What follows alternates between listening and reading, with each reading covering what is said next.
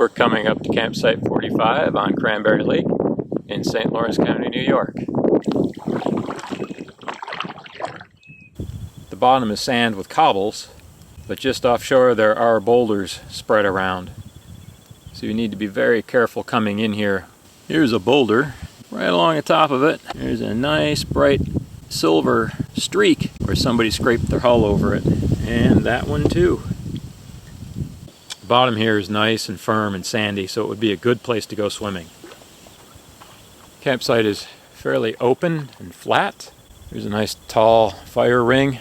Your view is essentially to the north. You have to look out through the trees.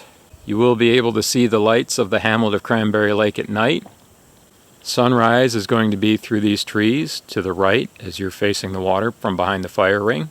Sunset will be more or less off to the left, to the northwest during the summer. The prevailing winds here are from the southwest. That's behind you and to the left as you're sitting at the fire ring. That's very well protected by dense undergrowth and trees. There's a wind blowing out on the lake. I can barely feel it here at the campsite.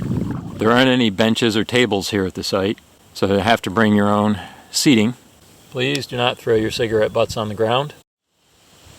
Just to the west of the fire ring is what looks like a good spot for a tent pad. Again, no muddy spots even though it's been raining here hard for the past day and a half. There is a complete canopy, so you won't be able to see the night sky overhead if you're sitting behind the fire ring. There are at least a couple good options for hanging hammocks here at campsite 45. Always check for widow makers. You can hear road noise from State Route 3, which is to the northwest.